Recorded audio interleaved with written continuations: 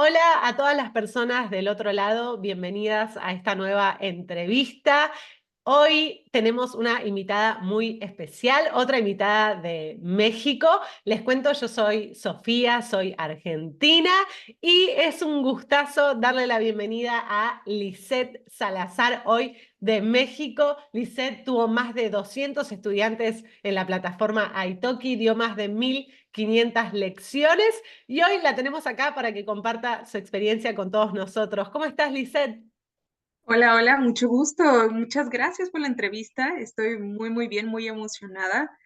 Y sí, ¿tú cómo estás? Un gusto tenerte. Muchas gracias a vos por aceptar la invitación.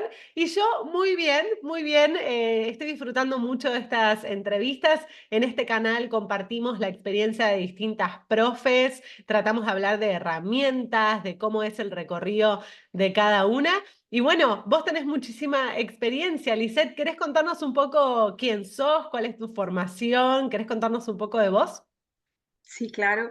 Bueno, yo soy Lisette, como ya saben mi nombre. Soy mexicana. Yo nací en la ciudad de Toluca, que es, considero la ciudad más fría de todo México. Ajá. Entonces, eh, es muy interesante cómo es el tipo de vida ya viviendo en las montañas. Yo estudié literatura, como licenciatura, estudié literatura en la Universidad Autónoma del Estado de México. He vivido en la Ciudad de México también por un tiempo para poder conocer un poco de lo que es la gran ciudad, porque siempre había vivido como en el rancho, entonces quería también experimentar un poco de la vida citadina. Ujú, Y durante ese proceso pasaron dos cosas. La primera fue, por supuesto, la pandemia, donde ujú. eh, pues sí, había menos probabilidades de conseguir un trabajo, ¿no? Y el segundo punto es que yo quería empezar a viajar por otras partes del mundo. Entonces, comencé a experimentar un poco buscando chances para poder entrar dentro de plataformas digitales para poder dar clases. Funcionó con Italki, entonces comencé dando clases en Italki, fue perfecto porque aproximadamente 8 meses después de eso yo decidí mudarme a Alemania, a la ciudad de Bonn, que es donde hoy vivo. Eh, y fue porque empecé mi maestría en antropología de las Américas, entonces Wow. usualmente mis clases se basan en eso, en mezclar literatura, temas antropológicos, filosóficos, sociales, y esa es mi especialidad. Sí. Súper, súper interesante. ¿La maestría la estás haciendo presencial ahí en Alemania o virtual en otra, o sea, las clases son desde otra región o son desde Alemania? Son en Alemania, son dentro de la Universidad de Bonn también, lo cual me parece súper loco porque al parecer es el último instituto en toda Alemania que tiene clases tan multiculturales en respecto a la antropología, porque Ujú, está las clases en alemán, en inglés y en español. Y también tenemos la oportunidad de aprender una lengua indígena. En mi caso, yo elegí náhuatl, que es la lengua que no hablo, pero estoy tratando de aprender porque es muy difícil. Eh, bien. sí, Muy lindo, súper interesante. Entonces tenés una formación en literatura, ahora estudiando antropología y también estás interiorizándose en en las lenguas nativas, ¿no? De México. Sí.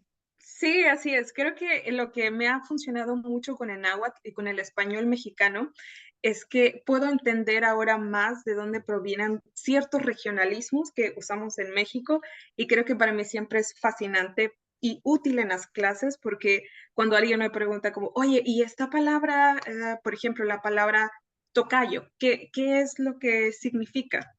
Entonces Ajá. ahí ya viene mi conocimiento como, ok, bueno, toca es nombre en agua y yo viene de corazón, entonces sería como nombre del mismo corazón, que en español significaría alguien que se llama igual que tú. Y eso Hermoso. funciona mucho, sí. Hermoso, justo la entrevista anterior que la pueden ver con Sofi, que es argentina, éramos tocaya, yo usé esa palabra y no sabía que era nombre y corazón, ¿es entonces? Sí, sí, sí. Muy lindo, me encanta. Bueno, es súper interesante conocer la historia de las palabras y bueno, eso también es lo que nos da esta profesión, ¿no? Que vamos conociendo cada vez más nuestra lengua nativa, que es súper rica. Me encanta, Lisette, la experiencia. Y bueno, vi en tu perfil que ofreces clases que tienen que ver con la literatura. Y si nos querés contar un poco cómo fue tu recorrido en Italki, cómo fueron tus primeros pasos y cómo llegaste a las clases que estás ofreciendo hoy. Sí, bueno, los primeros pasos fueron difíciles, difíciles Mm, al inicio, porque, claro, había demasiada competencia, sobre todo durante pandemia. Creo que fue el boom también para muchos de nosotros en incursionar en este ámbito. Entonces ujú, fue un poco difícil, pero creo que yo tenía algo claro que a mí me gusta mucho compartir la literatura. Me encanta leer, me fascina hablar sobre diferentes historias. Entonces, comencé con el taller literario, el cual al principio fue difícil de que arrancara porque mis primeros estudiantes eran muy, muy principiantes, entonces era difícil poder mezclar la literatura. Pero con el tiempo creo que el perfil se fue desarrollando mucho más y comencé a conseguir estudiantes que están muy interesados en la literatura y fue fantástico para mí porque ahora tengo varios libros en procesos con varios estudiantes y me he topado como con profesores de universidades que quieren aprender español y son profesores de literatura en inglés, pero tienen como intereses en la literatura latinoamericana y entonces perfecto, se hace el match y podemos como trabajar diferentes tipos de libros, los ujú, cuales selecciono usualmente con historias cortas, porque creo que es mucho más fácil, no es tan pesado para leer, o cuentos también funcionan muy bien y poemas. He trabajado también mucho con poemas, entonces es muy divertido, como siempre, entrar en esas discusiones filosóficas, entrar en esas discusiones sobre las historias, sobre procesos históricos y creo que sobre todo un punto que siempre está dentro de mi curso es hablar sobre escritoras, escritoras latinoamericanas porque creo que muchas veces en las listas solamente aparecen escritores y ujú. hace falta darle también chance, ¿no? A esa literatura escrita por mujeres. Totalmente, súper, súper interesante. Qué bien, me encanta. Y ¿querés contarnos un poco con qué, porque bueno, nombraste que estás trabajando con poemas y cuentos cortos, con escritoras mujeres en lo posible, que me parece fantástico. ¿Y querés contarnos un poco con cuáles puntualmente estás brindando los talleres ahora? No sé si eso te gusta como para compartir un poco lo que estás ofreciendo actualmente. Sí, actualmente estoy trabajando con Ángeles Mastreta, que es una escritora feminista mexicana que escribió novelas sobre todo de la postrevolución, lo cual me ayuda muchísimo porque hablar de la Revolución Mexicana es hablar de el inicio de la cultura popular que tenemos hoy en día. También me gusta mucho trabajar con esta Fernanda Melchor, que es fantástica escribiendo crónica y escribiendo novela del gótico latinoamericano. Y Wow. creo que la última escritora que leímos en el taller fue Samantha Schweblin, que es argentina, de hecho. Y Ah, wow, no la conozco. Ya tomo nota porque las otras dos me suenan, no puedo opinar, no leí, o quizás las leí, pero no las tengo presentes ahora, pero me sonaba el nombre. Y ella no la conozco. Ah, muy bien, voy a tomar nota para buscar material. Contanos, ¿qué escribe ella? escribe de una forma totalmente loca la narrativa, escribe cuentos en su mayoría, pero también tiene novelas. Y el libro que yo trabajo se llama Pájaros en la boca, que es un libro en el cual nunca puedes adivinar qué es lo que va a pasar al final. siempre estás como tratando de seguir las pistas como un detective atrás de la historia y al final, ¡puf!, te da una vuelta en la cual todo lo que pensabas es completamente diferente.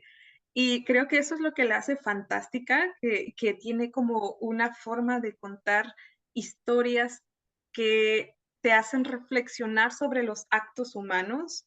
Por Ujú. ejemplo, tiene una historia de una niña, que es de hecho la historia que da el título al libro, una niña que no puede comer nada más que no sean pájaros vivos. Entonces, el padre no sabe qué hacer con ella, porque la quiere aceptar, pero al mismo tiempo le da asco que la niña case los pájaros y se los meta a la boca y se los trague. Sí. Y creo que al final siempre queda la pregunta de ese papel de los padres, ¿no? De saber cómo aceptar cosas que a veces no entendemos de los hijos y también como qué hace uno cuando no entiende lo que está pasando a su alrededor y nadie más lo acepta. Entonces, es muy interesante y definitivamente 100% recomendada. Samantha Schweblin. Excelente, muchas gracias. ¿Y cómo es esa mezcla, cómo viven tus estudiantes esa mezcla entre la forma de escritura argentina, que probablemente tenga el voceo, como en su gramática, ¿no? Que nosotros usamos el vos en lugar de tú para la segunda persona singular? ¿Qué les pasa a los estudiantes cuando están con esas dos formas gramaticales que quizás el mexicano tiene una gramática más estándar, ¿no? La escritura mexicana, y la argentina tiene esta característica especial del voceo? ¿Cómo lo llevan los estudiantes? ¿Qué pensás? Creo que es uno de los retos que siempre nos encontramos en el taller, porque, bueno, el taller va dirigido sobre todo para personas que ya tienen un nivel suficiente del español en el cual se pueden comunicar perfectamente, pero no saben cómo ir al siguiente nivel. Ujú, Eso sirve fantástico porque, bueno, puedes leer y encuentras siempre frases que nunca habías pensado, vocabulario que nunca habías pensado o temas que nunca habías pensado y entonces eso te hace como esforzarte por aprender ese tipo de cosas, ¿no? Y justo pasa lo sí. mismo con los regionalismos, ¿no?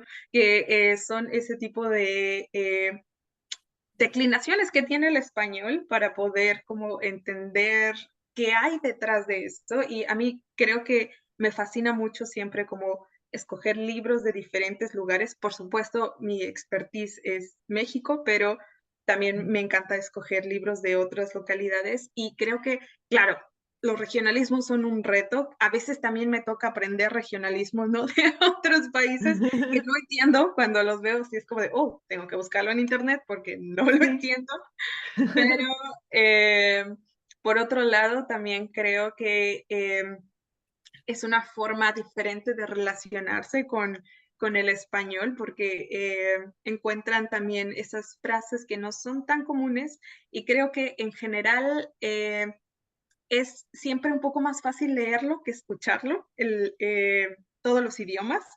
Entonces, en ese sentido, no se escucha tanto el ceseo, por ejemplo, dentro de los libros, porque pues está escrito lo que sí es el voz y todo eso. Entonces, sí se tiene que uno poner a pensar como, oh, ¿esto qué significa, no? Esta frase, ¿qué Ujú. me quiere decir? Pero en general me parece que es una gran herramienta, sobre todo como para desestancar a veces un proceso. Perfecto, súper interesante. Les cuento que van a poder encontrar el enlace al perfil de Lisette para ver sus clases, para poder tomar clases con ella. Así que ya saben que pueden tener este tipo de clases súper ricas. ¿Y cómo es la experiencia de estar en Alemania? ¿Cómo fue tu experiencia con el idioma? Sé que hablas otros idiomas. Bueno, ya los nombramos. Inglés, no, pero hablas inglés, hablas un poco alemán y náhuatl, que es la lengua nativa, lengua aborigen. ¿Cómo te gusta llamar a las lenguas? ¿Está bien lengua nativa para vos? Sí, sí, sí, no, no hay Perfecto. problema. ¿Cómo fue entonces la experiencia de mudarte a un país en donde hablan otra lengua? Bueno, fue un reto, ¿no? También para poder integrarme y para poder aprender la forma de conectar con las personas, de tener el día a día. Ujú, Em, de hecho, cuando llegué la primera vez a Alemania, que fue, no, fue un poquito después de la pandemia 2021, sí, ujú. 2021 fue más o menos, vine solamente de vacaciones. Fue un reto para mí poder comunicarme porque pues yo no hablaba inglés ni hablaba más que español. Entonces, me Wow. tocó, sí, me tocó aprender en un corto tiempo diferentes idiomas porque pues quería comunicarme, quería también como aprender a, sí, a poder vivir esas experiencias sola. Y de hecho, aprendí inglés en Italki. Y eso fue también una experiencia la cual me hizo reconocer como, espera, esta chance de aprender y de enseñar idiomas también se puede, ¿no? No solamente como en el rango estricto de ir a una escuela, que para mí no funcionó, pero entiendo que cada persona también tiene su propio ritmo Ajá. de aprender, ¿no? En mi caso, soy más autodidacta, entonces para mí era mucho más fácil como tener una app, aprender un poco de la gramática y después hablar con un nativo. Eso para mí funcionó perfectamente. Con el alemán, bueno, es un poco más sencillo hablar con los nativos porque solo basta con salir a la calle y poder hablar un poquito, ¿no?, con ellos, Sí. pero en el inglés fue ese procedimiento. Wow, un gran desafío, porque claro, el inglés como base puede servir en un montón de países, pero sin uno y sin el otro, fue ¿Y cómo es estudiar? ¿Ellos te brindan las clases en qué idioma estás cursando?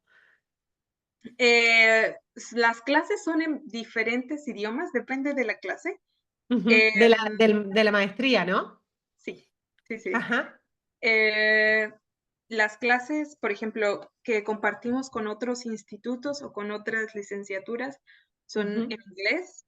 Las clases que compartimos solamente en el instituto son en español, porque los profesores, me parece siempre una locura cuántos requisitos necesitan los alemanes para ser profesores. En mi ah, caso, en el caso de mi instituto, los profesores tienen que hablar español, inglés, alemán y alguna otra lengua que sea del tema que son especialistas.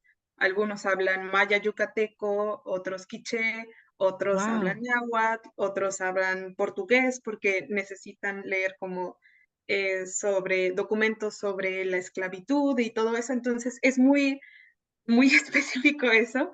Eh, y algunas clases tenemos que tener ciertos aspectos del alemán, pero casi el alemán lo ocupamos nada más para hacer documentación, para hacer trámites, para sobrevivir. Técnicamente, eso es lo que usamos. Bien, ¿y querés contarnos un poco qué herramientas utilizás como profe de idiomas y también como estudiante? ¿Qué herramientas utilizás en ese proceso de aprendizaje? Y si utilizás inteligencia artificial, también lo podés compartir y si no, también puedes decir que no. Bien. Bueno, usualmente lo que utilizo depende mucho de los alumnos, porque creo que Ujú, hay alumnos que les gusta más utilizar herramientas electrónicas y hay otros que no. Por ejemplo, lo que pasa a veces es que en el taller literario no les gustan mucho los ebooks o no les gustan los libros digitales y la mayoría prefiere ordenarlos o buscarlos en las librerías y tenerlos ajá. físicos. Y para mí también tengo como mi torre de libros siempre cerca del escritorio porque yo también soy de esas personas que necesitan los libros físicos dentro de las Sí, manos, ¿no?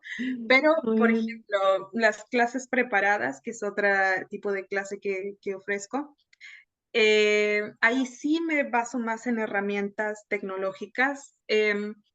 Si, no sé, por ejemplo, un alumno está interesado en aprender sobre el mate, por decir una cosa. Tratamos, Aquí está. exacto, tratamos de Sí. investigar, ¿no? A través de documentales que yo voy buscando o a través de páginas web que voy encontrando sobre la información, se los envío. Después hacemos como una un documento en Ujú. Google para que tengamos juntos y podamos modificar las palabras, le voy poniendo comentarios, ahí puede poner su tarea y entonces yo lo puedo revisar después.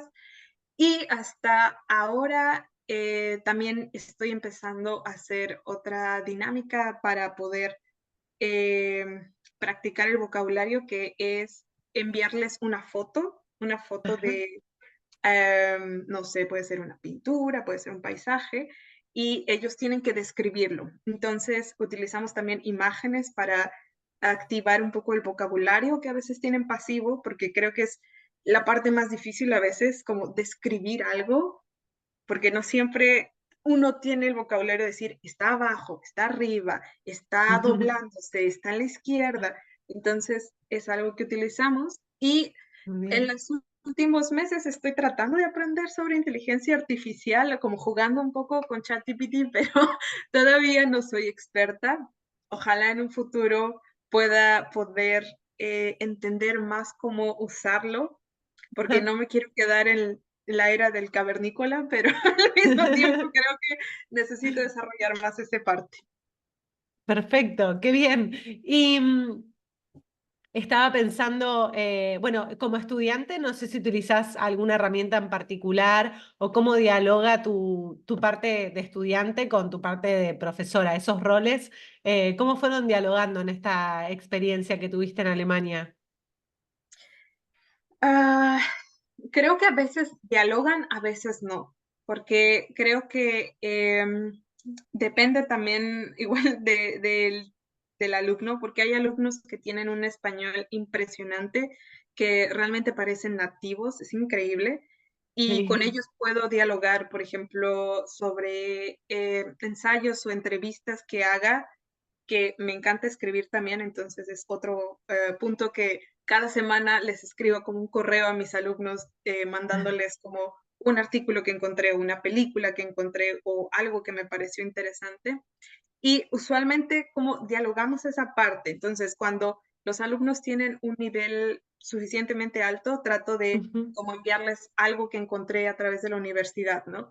Por ejemplo, la semana pasada tuvimos una práctica en el museo, eh, uf, en Zurich, fue en Zurich, en Suiza, no me acuerdo ahora del nombre del museo, pero Ajá, bueno, tuvimos está una bien. práctica y dentro de la bodega del museo nos mostraron como diferentes objetos y dentro de esos objetos estaban unas momias. Y Ujú. para mí fue un gran shock pensar que existen dentro de esos depósitos cuerpos humanos, ¿no? Cuerpos humanos de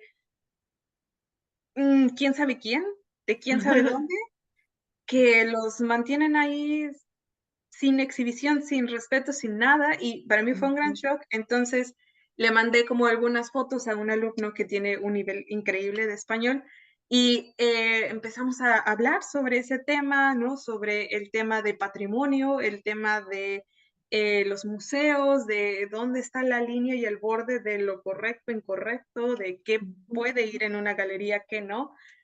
Y es así, ¿no? Es así. Hay personas que se dedican también a la antropología o a la psicología, que son mis alumnos. Entonces Ujú. también como encuentro artículos científicos, se los envío, o un documental se los envío, o al revés, ellos también a veces me envían como material que encuentran y yo puedo checarlo. Entonces es así, es la divergencia entre ser estudiante y al mismo tiempo tutor. Excelente. ¿Y sentís, porque ya sos la segunda entrevistada de México que me habla de las lenguas nativas? Lamentablemente no tengo mucho conocimiento, pero es un tema que me interesa mucho. Entonces, me gustaría saber cómo es actualmente el uso de las lenguas nativas en México, si nos querés contar un poco, también cómo tratan esa temática en la maestría. Porque bueno, es un tema interesante, pero no sé hacer preguntas porque no lo conozco. Así que si nos querés compartir un poco cómo aparece eso en tus lecciones.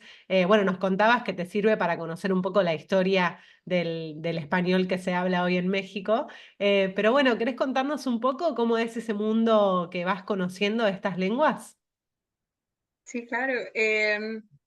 Creo que la historia de las lenguas indígenas siempre es difícil de contar, ¿no? Porque claro que han sido silenciadas por más de 500 años posteriores a la Ujú. conquista. Y también hay que decir que las políticas de educación no son un gran soporte para que puedan prevalecer las lenguas indígenas.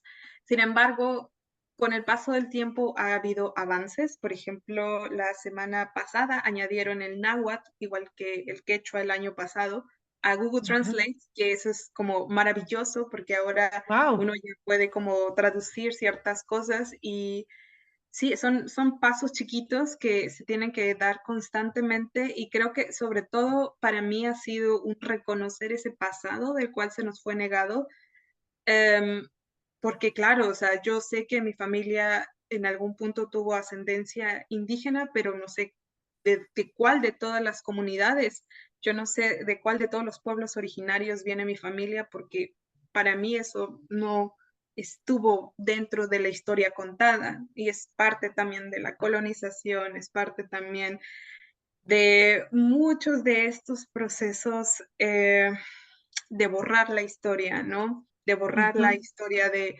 las comunidades originarias. Entonces, para mí también es como un proceso de reivindicación de mi identidad, de la identidad de mi país y también de compartir que el español es algo tan rico, tan nutrido de tantos momentos históricos, ¿no? Por ejemplo, hay Ujú. expresiones que usamos que no sabemos qué significan, pero reflejan un proceso histórico. Y creo que eso es lo rico también de aprender un idioma, es aprender un nuevo mundo, un nuevo punto de vista de la cosmogonía, una nueva ontología dentro del existir. Entonces creo que eso me parece muy importante y sí, eso me sirve también para las clases, para poder compartir un poco. A veces creo que quiero como que todos aprendan que tenemos palabras que vienen de las lenguas originarias de lo que ahora conocemos como América, pero Ujú. también creo que es importante compartir eso con las personas que están interesadas, sobre todo en el español que viene del continente americano, ¿no? Compartir que, claro, existe este idioma que hablamos hoy todos, pero antes de eso existía otra cosa y eso también está influenciado en cómo hablamos ahora. Hermoso, justo antes hablabas del museo y los límites, y hay algo de las lenguas nativas que me interesa porque tienen otras fronteras, ¿no? Los territorios eran distintos para esas comunidades, todavía lo son, porque, bueno, tanto en Argentina y seguramente en México todavía hay comunidades indígenas que totalmente nos han sido ocultas, negadas, hasta el día de hoy. Pero bueno, es muy bueno que haya avances, que haya gente como vos que estudia estas temáticas, así que por eso quería darte un espacio. Y bueno, buenísimo. También ya saben que las clases de Lisette pueden interiorizarse un poco más en estos temas. Excelente. Bueno, y hablando de estas cosas que a veces no están en el mundo de Internet, ¿con qué cosas te has encontrado esta ausencia? ¿Hay algo que no haya en YouTube, en las distintas plataformas que utilizamos los profes? No sé si te parece que hay un hueco de información, además de con respecto a las lenguas nativas, con otras temáticas que te falta material, que habría que generar material al respecto.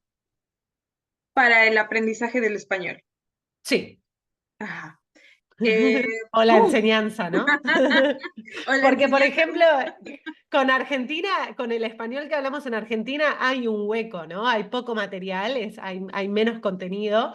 Y bueno, no sé desde tu experiencia qué huecos encontrás en línea.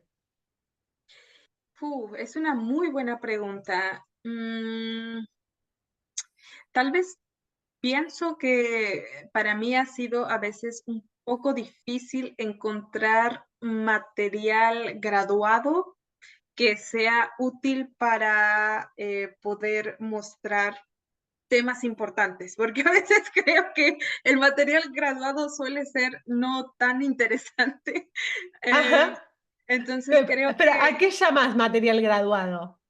por ejemplo, las lecturas graduadas, ¿no? Que es como lectura nivel A1, lectura nivel A2. Ah, perfecto.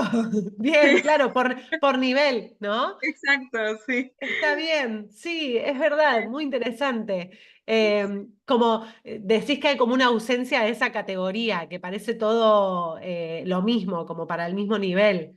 ¿Eso querés decir o no te No seguí? exactamente. Creo que quiero decir que a veces, por ejemplo, cuando estoy tratando de buscar material para alumnos que son un nivel A2, el cual ya tienen un conocimiento básico, no es completamente resuelto el asunto, pero ya tienen una noción del idioma. Estoy tratando de buscar como material que sea un poquito más interesante para ellos, con gustos específicos, como, no Ujú. sé, un tema de, no sé, política, algo así, algo que les gustaría hablar dentro de Sí, la clase, pero no pueden, y solamente me encuentro como la historia de Juan que va a comprar al supermercado. Entonces, creo que por ahí totalmente. sería un poco difícil, pero sí, para mí creo que falta generar textos de aprendizaje con temas un poco más profundos. Genial, buenísimo. Coincido con que es verdad que a veces son muy superficiales los ejercicios, no Sí, tienen no tienen ningún aporte extra, ¿no? Como sí. algo que sea más vinculado a lo cultural.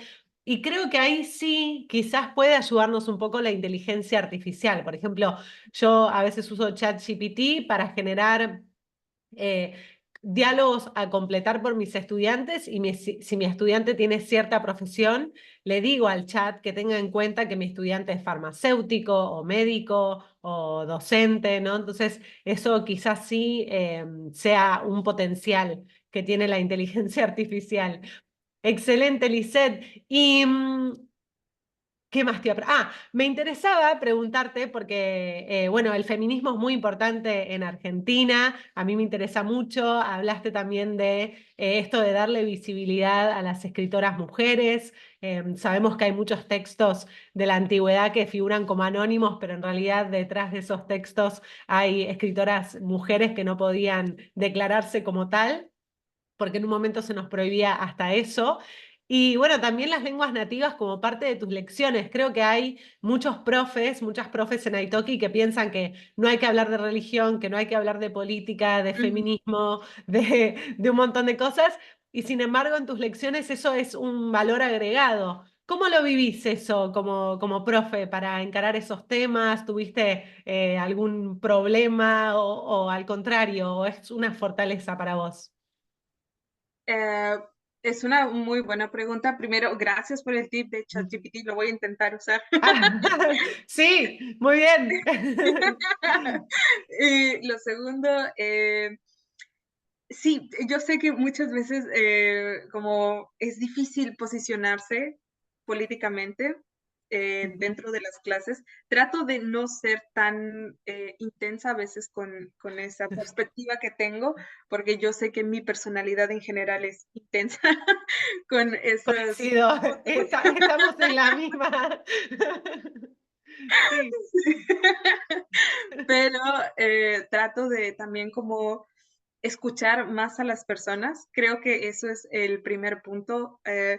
Creo que siempre en las primeras clases es un poco más censurada mi forma de pensar, ¿no? Siempre trato de mejor primero escuchar al estudiante y ahí como ir calando, ir viendo cuáles son los límites en los cuales él no quiere entrar, ¿no? Porque claro, hay personas que no quieren hablar sobre religión o hay personas que no quieren hablar sobre política. Entonces, está bien. Y creo que también depende del estado del humor de las personas, porque hay días en los cuales tengo conversaciones muy rudas con algunos alumnos que les gusta mucho hablar sobre temas difíciles de tratar y hay días en los cuales solamente quieren hablar de cómo se sintieron comiendo un helado, por ejemplo. Entonces, sí. creo que depende mucho, porque también creo que es así la modulación con personas, ¿no? A mí también a veces me pasa que no quiero hablar de política, no quiero hablar sobre historia, quiero solamente ver una comedia de romance, ya, es todo lo que quiero. Entonces creo que Sí. eso también como importa mucho. Y la otra parte de tu pregunta, no he tenido malas experiencias como dando mi posición, mi punto de vista de una perspectiva. A Ujú. veces, claro, no son similares las perspectivas, por supuesto, pero afortunadamente muchos de mis alumnos toman clase porque tienen intereses similares a los míos. Y eso es fantástico porque a veces es como hablar con amigos, ¿no? Hablar con amigos sobre temas y creo que eso facilita mucho también como la química que hay y las conexiones que puedes hacer con el idioma, que creo que esa es la parte más importante, porque la conexión con un idioma es lo que te va a hacer querer continuar o querer dejarlo. Muy lindo, me encanta. Ay, bueno, nos queda poquito tiempo, pero tengo muchas cosas para preguntarte. Igualmente seguro habrá otra oportunidad. Voy a hacer, perdón, un poquito de producción en vivo. Voy a ajustar un segundo esta luz, que siento que estaba muy blanca, parecía un fantasma. Ahí estoy un poco más viva. Disculpen, del otro lado hoy hice unos cambios en las luces. Ahí creo que me vino un poco más de color. Pero quería, bueno, te agradezco un montón, Lisette, me encanta esta entrevista. Quería consultarte sobre cómo ves tu futuro. Primero preguntarte esto, que hace rato que te quiero preguntar. ¿Tus clases son solo virtuales o estás dando clases presenciales en Berlín? En Berlín no, en Alemania. Solamente son virtuales porque desafortunadamente tengo alumnos alemanes, pero desafortunadamente no están cerca de donde yo vivo. Muchos Sí. son de otras ciudades, entonces es un poco difícil para mí como trasladarme y eso, y los tiempos también. A veces es demasiado cosas que hacer aquí por allá y no tengo siempre tiempo de poder sí, dar presencial, pero me encantaría. Creo que sería una experiencia aún más intensa. Ya que estamos, para alimentar nuestra intensidad o darle un al ojo, ¿no? Sí, Perfecto. total. ¿Y cómo es en la ciudad en donde estás? ¿Hay algún tipo de comunidad de personas expatriadas, personas que hayan emigrado ahí o algún tipo de comunidad en relación a los idiomas para practicar inglés, alemán? ¿Te metiste un poco en ese mundo, si es que hay? Porque bueno, entiendo que Alemania es un país muy heterogéneo, ¿no? Con personas de todo el mundo. ¿Hay algo de eso, alguna actividad en la que te hayas sumado o no? En general, hay muchas actividades para personas migrantes y para personas expat. Eh, Sí. creo que depende mucho también de cuál sea tu meta dentro de este proceso de migración. Ujú, Hay cafés que tienen muchas actividades también, como de solamente hablar en otros idiomas. Y afortunadamente la ciudad donde vivo, que es Bonn, es una ciudad muy multicultural. Hay mucha gente de muchos lugares y eso es una gran ventaja también porque entonces puedes escuchar muchos idiomas dentro de la calle y también ujú, tienes el chance de hablar tu propio idioma sin tener como miedo, ¿no? A el racismo o algo por el estilo. Creo que ujú, eso es un gran check dentro de la ciudad. Y que sí he intentado, sí, he ido a algunos cursos de la universidad también, que te dan como una sala en donde tú puedes tomar cafecito gratis y te sientas y todos los alumnos internacionales van, porque creo que esa es otra cosa que pasa mucho en las universidades alemanas, que muchas personas de otros países van porque técnicamente es gratuito. Entonces, ujú. uno puede estudiar con muy buena calidad en un costo que en tu país sería un poco difícil que encontraras algo así. Entonces, sí, bueno, te sientas y todos comparten un poco de su vida, pues como compartir también un poco de tu idioma, hacer intercambios, ¿no? Hay muchos grupos también de intercambios de idioma, como alguien habla alemán, alguien habla español, alguien habla inglés, otro habla árabe o turco, o sí, Wow, muchos. qué bien, muy interesante, excelente. ¿Y cómo ves tu futuro profesional? Porque bueno, todavía te estás formando y eso es buenísimo. ¿Cómo ves tu futuro con las clases o más allá de la profesión de docente de idiomas? ¿Tenés algún plan, algún proyecto que nos quieras compartir? Puede ser no la respuesta, ¿eh? Hemos tenido respuesta no, no sé.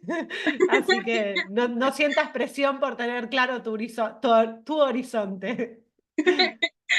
Gracias. Ya estaba como, ay, no, porque Está bien. Mm, creo que por ahora con italki me gustaría como tener más oportunidades de perfeccionar ciertas partes de los cursos, porque creo que a veces mi tiempo es un poco reducido y desafortunadamente no tengo el tiempo suficiente a veces como para planear las cosas como a mí me gustaría y tener clases un poco más estructuradas como a mí me gustaría. Entonces, sí, claro, trabajar un poco en esa parte dentro de italki. Ujú. Eh, en mi carrera profesional dentro de mis estudios, me gustaría empezar el doctorado. Termino la maestría prontamente, entonces después me gustaría llevar el proyecto de maestría al doctorado. Y creo que también otra meta personal es continuar con los idiomas. Me encantaría como llevar a un punto más alto también el inglés, el alemán y honestamente, un idioma que tengo muchas ganas de aprender y que me gusta es el italiano. Entonces, creo que tal vez posterior al alemán intentaría aprender italiano o otra lengua indígena, que también tengo muchas ganas de aprender otomí. Entonces, es otra parte de mi vida. Y lo resto para después de eso no lo sé. Creo que Perfecto. como fluya. Muy bien, es un montón igual, ya tenés un montón de cosas hacia adelante, así que súper. Bueno, hablando de estudiar idiomas, le cuento a la audiencia, como te conté antes, que vamos a estar entrevistando a estudiantes de español en un próximo ciclo que vamos a comenzar. ¿Se te ocurre, que también puede ser que no la respuesta, pero ¿se te ocurre alguna pregunta? ¿Le preguntarías algo en particular a los estudiantes de español que van a venir a estas entrevistas? Hmm. Em, sí, sí. Creo que la pregunta que me gustaría hacerles es, ¿cuál ha sido la palabra o la frase más difíciles de entender? Porque creo que varía mucho dependiendo de la nacionalidad de dónde son. Porque Sí. hay ciertas traducciones en idiomas que uno dice, ¿qué es eso? No tiene sentido en mi idioma. Y hay otras Sí. que uno puede entender. Sí. Excelente, queda entonces, tomamos nota para las entrevistas, sumamos esa hermosa pregunta. Muy bien, y tus estudiantes en general, ¿de qué nacionalidad son? Porque vos ahora tenés el horario de Alemania, no sé si eso te habrá cambiado un poco con el horario de México, pero ¿cuáles son en general tus estudiantes, de qué nacionalidad son? Son variados, honestamente. En el horario Ujú. que tenía en México tenía muchos más estadounidenses, por supuesto, por el horario, pero Sí. cuando me mudé, muchos de ellos dijeron, lo siento, me encantan tus clases, pero no puedo Ah. despertarme a las 5 de la mañana. Buena Claro, suerte, qué que te vaya cambio. bien. Sí, Sí. pero tengo alumnos de Australia, funciona muy bien el horario con Australia. Eh, Ujú. tengo alumnos de Nueva Zelanda también, alumnos de Europa en general, varios países.